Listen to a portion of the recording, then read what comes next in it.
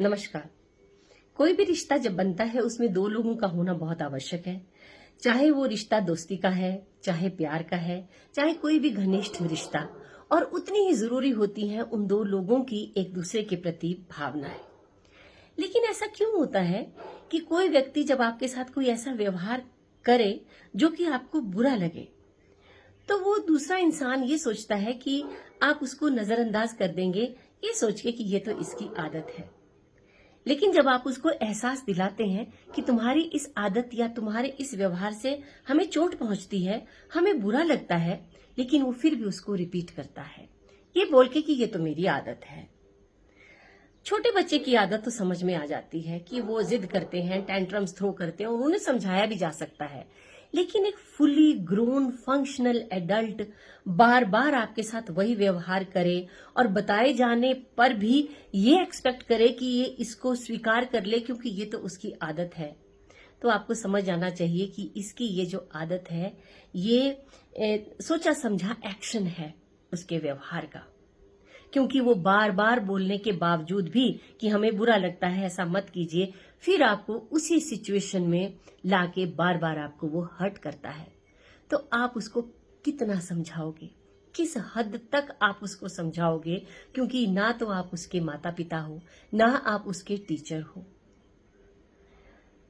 और हो सकता है इतनी ज्यादा हर्ट होने के बाद, बार बार बोलने के बाद भी हो सकता है आपके मुंह से भी दो कड़वे बोल निकल जाएं। उन कड़वे बोल से जब वो हर्ट होगा, उसका तो वो पूरा संज्ञान लेगा, उसको तो पूरा नोट करेगा, लेकिन वो ये नहीं देखेगा कि इस व्यक्ति को जो मैं इस पॉइंट तक लेकर आया हूं, जो इसके मुंह से ये शब्द निकले हैं, ये कहां कहां से होके गुजरा है, जो ये सिचुएशन आज यहां आई है। तो वो तो उसका बुरा मान जाएगा, लेकिन उसको ये एहसास नहीं होगा कि उसने खुद दूसरे इंसान के साथ क्या किया है अपनी आदत बोल बोल के। अगर आप बात को दिल में रखते हैं तो रिश्ते खोखले हो जाते हैं, बात बोल देते हैं तो रिश्ते टूट जाते हैं। लोग बात मानते तो नहीं हैं, लेकिन बातों का बुरा जरूर मान जाते हैं। और फिर क्या होता है कि ये ऐसे कई बार क्या होता है कि कुछ लोग आपके साथ दो तरह के ट्रीटमेंट आपको देते हैं। वो कैसे? या तो वो आपको साइलेंट ट्रीटमेंट देंगे या आपके साथ घोस्टिंग करेंगे। साइलेंट ट्रीटमेंट मतलब आपके साथ बात करना बंद कर देंगे, आपकी कॉल्स अटेंड नहीं करेंगे, आपको कॉल नहीं करेंगे, आप मैसेज करेंगे उसका जवाब नहीं देंगे। इसको घोस्टिंग बोलते हैं कि आप मैसेज करेंगे, मैसेज पढ़ेंगे भी, लेकिन उसका आपको रिप्लाई नहीं मिलेगा। इस तरह का व्यवहार अगर आपके साथ है तो समझ लीजिए वो एक रेड फ्लैग आ गया है रिश्तों में। वो एक अलार्म बेल बज चुकी है, जो कि आपको इस तरह का ट्रीटमेंट एहसास दिलाती हैं।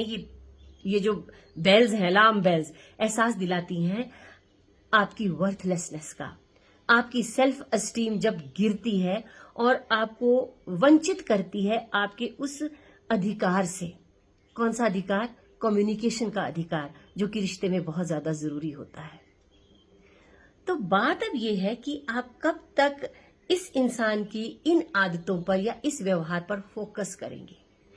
एक समय ऐसा भी आता है कि आपको अब खुद पर भी फोकस करना होगा, क्योंकि जब एक हद तक आप पहुंच जाते हैं तो आपको अब चाहिए कि आप अपनी ओर भी थोड़ा सा ध्यान दें, क्योंकि हमारा एक अल्टीमेट जो एक गोल है लाइफ का, वो क्या है?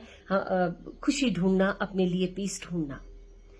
तो उसकी बातों को तो आपने नजरअंदाज कर करके आप यहां तक पहुंच गए हैं कि आप इतने हर्ट हो गए हैं, आपकी सेल्फ एस्टीम कहां पहुंच चुकी है।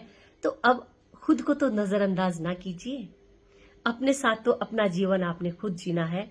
हाँ, थोड़ा सा मुश्किल जरूर होगा।